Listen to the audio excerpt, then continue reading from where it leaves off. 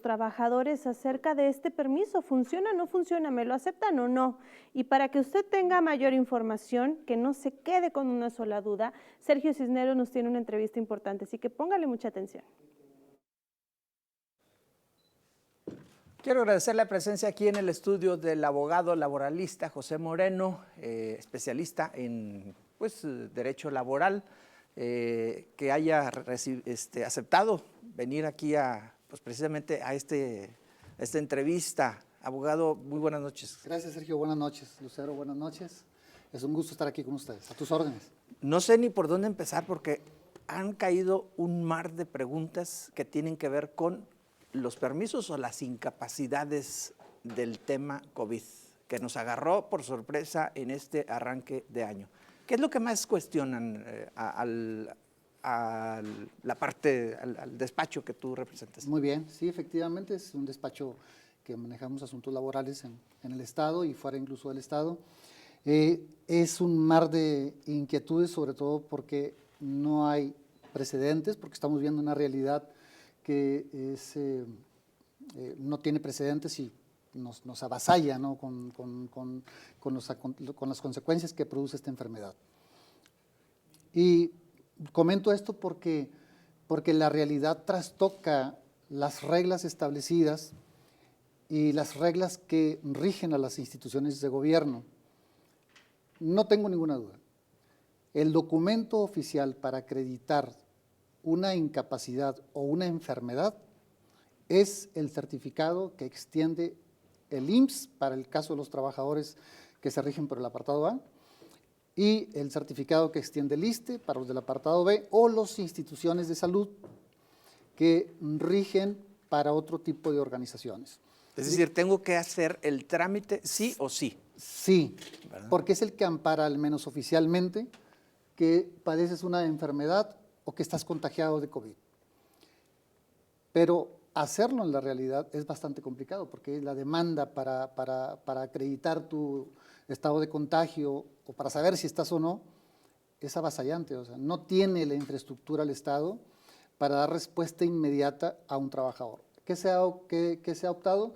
Se hacen exámenes en laboratorios privados y van y muestran el examen del laboratorio privado al centro de trabajo y les dicen, pues me salió positivo.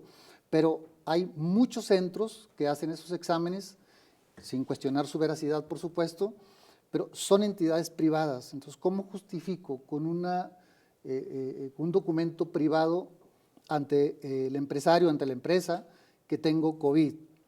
Entonces, hemos hecho algunas sugerencias. Recíbelo, aíslalo y dile, consígueme la constancia oficial, porque esa constancia de incapacidad es la que le va a dar oportunidad al trabajador de que su trabajo le sea pagado. Sus días de trabajo que amparan la incapacidad o los días en que está en aislamiento o en resguardo, no le sigan pagando su salario. A ver, desde la parte laboral, ¿qué me pasaría a mí si yo recibo estos documentos, estas pruebas COVID de trabajadores y les doy trámite sin hacerlo oficial ante el Instituto Mexicano del Seguro Social? ¿Tendría yo problemas ante la institución? Si el trabajador no le da el trámite. Yo como patrón. Ajá. Porque los patrones también están atorados en esta situación. Es decir, muchos, como tú ya lo dijiste, sí, están yendo a instituciones particulares. Porque está rebasado esto, definitivamente. Sí. Y muchos han ido a laboratorios, a pequeñas farmacias, etcétera, etcétera. ¿Qué me pasaría a mí como patrón si recibo todos estos exámenes y los hago como válidos sin dar cuenta al Instituto Mexicano del Seguro Social? No hay ninguna consecuencia. Ajá. No hay ninguna consecuencia. Incluso, bueno, vemos que ahí se le da la denominación permiso COVID. Ajá. Hace un momento te comentaba que, bueno, esta realidad nos deja a veces con opciones que se tienen que tomar diversas. Imagínate, se puede obtener un permiso que le llaman COVID, que es una incapacidad de un oficial del IMSS, que te la puedes sacar en línea. Entonces, sin haber sido auscultado o sin haber sido revisado o sin ninguna prueba, con un interrogatorio, tú sacas el certificado de incapacidad y con ese oficialmente le justificas al patrón que tienes COVID. Eso es lo que está presente, lo que está actual tendría que haber un espíritu de comprensión, un espíritu de solidaridad del patrón y la conducción de los trabajadores, pues ética, ¿no? Porque es relativamente sencillo sacar un resultado. Para no hacer trampa, vaya. Sí, para no hacer trampa, sacar un certificado de un laboratorio privado y la recomendación médica es 10 días de aislamiento y pues estás sin trabajar, sin que el patrón tenga manera de comprobar oficialmente con un documento del IMSS, por ejemplo, que está o no enfermo el trabajador. Este cambio de 14 a 7 días de incapacidad, ¿qué es lo válido? Porque esto lo dijo la Secretaría de Salud hoy. Lo acabo de ver. Atiende básicamente a que esta variante del COVID, según las informaciones médicas que son públicas, no requiere tanto aislamiento de tantos días y que en 7 días es suficiente para que evites ya el contagio. Y el otro de los elementos es que 14 días de aislamiento con un número de trabajadores tan amplios le merma al sector productivo, por supuesto. Pero creo que atiende básicamente a que, según los estudios médicos, 7 días para Omicron es suficiente para que se evite el contagio. Habrá otros que requieran más de 7 días, pues, ¿no? Como al principio, o sea, lo que fue el COVID cuando estuvo en la parte más difícil, se recomendaban 14 días de aislamiento. Ahora, me pongo del lado de los trabajadores. Si no hago este procedimiento del que hablamos, de meterme a la página, hacer el trámite de permiso COVID o incapacidad, ¿no me van a pagar? Pues lo voy a decir como es. Esto va a quedar absolutamente al arbitrio de la empresa. Ok. Porque el documento oficial es el certificado del IMSS para acreditar el estado de enfermedad del trabajador. Es decir, hay que hacer el trámite. En rigor lo podría exigir. En rigor la empresa puede exigir la constancia oficial para acreditar el estado de incapacidad o de enfermedad del trabajador por COVID. ¿Qué diferencia hay entre permiso e incapacidad? Porque se está manejando estos dos términos y muchas personas nos han estado preguntando a través de nuestra línea la Ley WhatsApp. Federal del Trabajo establece algunas hipótesis en que puede obtener un permiso del patrón, un permiso económico, un permiso cuando se va a casar, un permiso sin goce de sueldo o un permiso con goce de sueldo por las causas que establezca la ley, como es el matrimonio, por enfermedad de un hijo, etcétera, etcétera, etcétera. Pero cuando es una enfermedad que es propiamente un contagio, te produce una incapacidad una incapacidad para trabajar porque puedes poner en riesgo tu vida o la de otros trabajadores que son un tercero, y eso la ley tiene una prohibición expresa en la Ley Federal del Trabajo. No puedes realizar actos que puedan poner en peligro tu salud o la de terceros. Abogado, te voy a preguntar otra cosa también que es muy importante. Volvemos al tema de la página. Sí.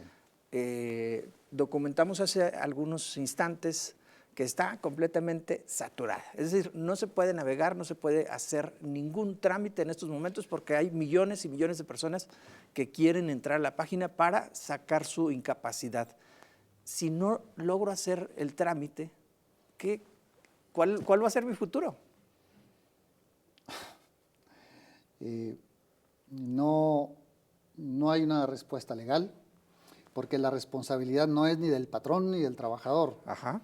Se tendrá que apelar a la negociación, a criterios de comprensión y de diálogo entre patrones y trabajadores para poder dar salida o respuesta a un problema que es notorio y que nos está causando muchas consecuencias en el sector productivo.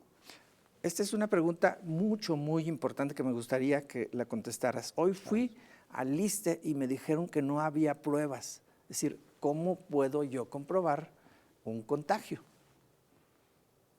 ¿No? Con una prueba de un laboratorio privado es un indicio del trabajador de que está enfermo. Y la sugerencia es para el empleador, decirle, tómaselo en cuenta, pero solicítale que en los 7 días siguientes lo valide con un documento oficial. Sí. ¿Sí? O sea, si son 7 días de aislamiento, y digamos, fue hoy, no hay pruebas, hazlo en un laboratorio privado, se lo llevas al patrón o a la institución o a la entidad pública, recíbeselo, dile, aíslate, pero valídamelo eso en los 7 días siguientes, valídame ese estado de contagio para que no se afecte tu salario o para tener el comprobante de que padecías el contagio y que no se suspenda ninguno de tus pagos o de tus prestaciones laborales. Aquí lo importante, y ya no en términos jurídicos, sino lo importante es salvar la producción, el sistema operativo, el sistema de productividad del país, no solo de Saltillo ni de Coahuila, ¿verdad? ¿No? Bueno, primero la salud del trabajador, o sea, Ok. eso se tiene que privilegiar bastante, por eso debe haber un gran espíritu de comprensión y de no ser trampa, como lo acabas de mencionar, de comprensión, y 2, generar todas las acciones posibles para que la productividad se afecte lo menos posible.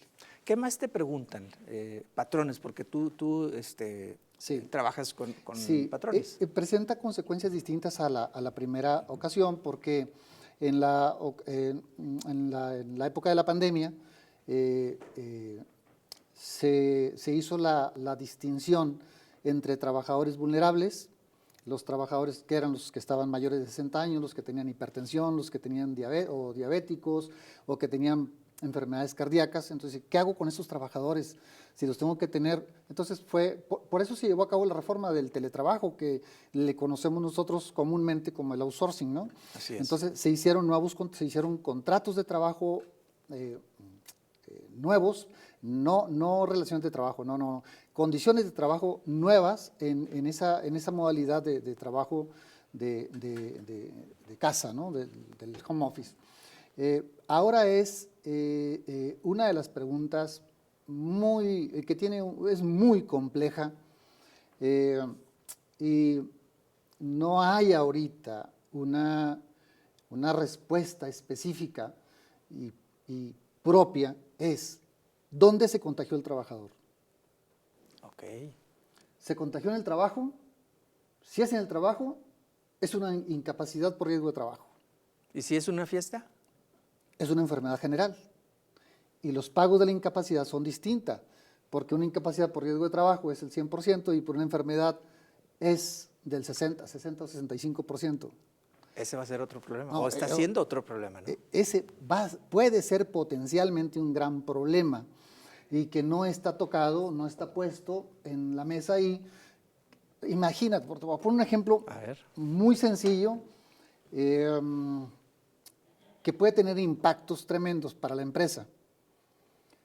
Se contagiaron 200 trabajadores, 100 trabajadores en una empresa dentro de su trabajo. Pues son riesgos de trabajo, son enfermedades que se generaron con motivo del trabajo. El impacto ante las primas de pago ante el IMSS por la sucesión de accidentes o de enfermedades profesionales va a ser elevadísimo. Pero yo creo que las instituciones están reaccionando a esa posibilidad. Dicen, mejor permiso COVID, 7 días de aislamiento y sale la Secretaría del Trabajo a pedir comprensión y espíritu de solidaridad de los patrones, etcétera, etcétera, etcétera, sin tocar ni poner en la mesa ese tema que podría potencialmente ser complicado. ¿Quién determina esta cuestión de si es finalmente el IMSS. contagio por Es finalmente laboral? el IMSS. Es el IMSS el que lo puede Seguro Social. calificar. Es el IMSS el que lo puede calificar. Ahí hay unos procesos que todavía no tienen resolución, o sea, no hay sentencia todavía de trabajadores que fallecieron y la viuda o la pareja o concubina, etcétera, dicen es que él se contagió en el trabajo y la pensión que yo requiero entonces es una pensión de viudez por enfermedad profesional, por riesgo de trabajo. ¿Te han caído muchos casos de esos? Ha habido muchas consultas de esos, ha habido muchas consultas y estamos en la construcción de una demanda de esa naturaleza. ¿Y en qué han terminado finalmente? No hay ¿No hay todavía jurisprudencia? No hay nada, porque ni siquiera hay precedentes, al menos en este circuito no lo encuentro, porque no hubo mucha suspensión de las actividades jurisdiccionales de los tribunales del trabajo. Los tribunales federales llevan como 1 año y medio cerrados propiamente, digo, sí siguen trabajando, pero a media marcha, ¿no? Entonces, vamos a esperar algún tiempo a que alcancemos a tener resolución de ese tipo de asuntos. Abogado, quisiera preguntarte más cosas. Tenemos el tema pendiente aquí de la reforma laboral. Sin embargo, yo quise enfocarme específicamente en este problema porque pues es lo que nos está ahorita sacudiendo. Con caramba. mucho gusto. A mí también me gustaría agotar varios temas, porque tú me dijiste, hay muchas dudas. Sobre todo porque la implementación de la reforma laboral, ya estamos en la tercera etapa. Sí. La primera declaratoria fue en noviembre hace un año. Sí. La segunda declaratoria fue también noviembre del año pasado, del antepasado, y la tercera fue ahora en diciembre, que ya incluye Coahuila. Y con motivo de esta reforma, de pronto se dio que muchísimas personas crearon cursos, diplomados de reforma. No, a ver, y luego ves quién va a impartir los cursos, y mejor una buena asesoría. Sí hay que hacer algunos cursos, pero por personal calificado, personal que está metido en el tema y que puede darle utilidad tanto a sindicatos, patrones y a los trabajadores.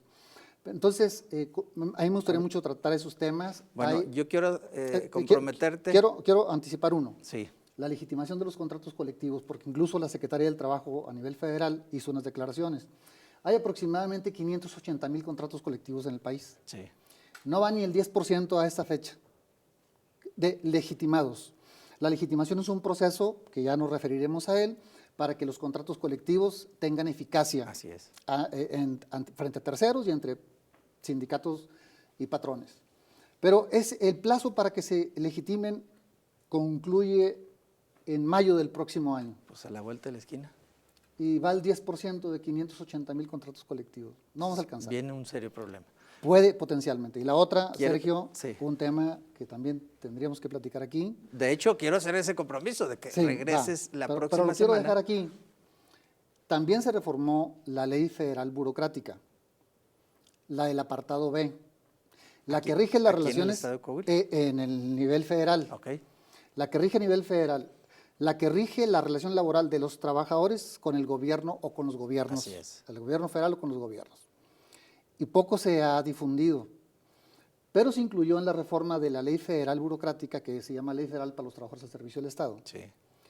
que los estatutos de los sindicatos de los trabajadores al servicio del Estado tienen que ser modificados, incluyendo los estatutos, principios de libertad sindical, de transparencia, de voto libre, directo, etcétera, etcétera, etcétera. Y les dio un plazo. Sí, los estatutos tienen que ser modificados no dio ningún plazo, no hay vacatio legis como dicen los juristas. Sí. Las elecciones de las directivas de los sindicatos que se hagan sin la reforma de los estatutos son nulas. Pues por eso el CENTE está detenido en estos momentos, ¿verdad? No. Todas las secciones sindicales están detenidas. Por eso quiero hacer el compromiso de que nos visites la próxima semana para desmenuzar este interesantísimo tema, ¿verdad? Muy bien, claro que sí, por supuesto. ¿Amarrado? Ya estamos listos. Aquí Perfecto. nos vamos. Muchas gracias por el tiempo. Gracias, Lucero. Gracias a Sergio. ti. Vamos a hacer un corte comercial, pero no se vaya, tenemos más información de interés para usted. Regresamos.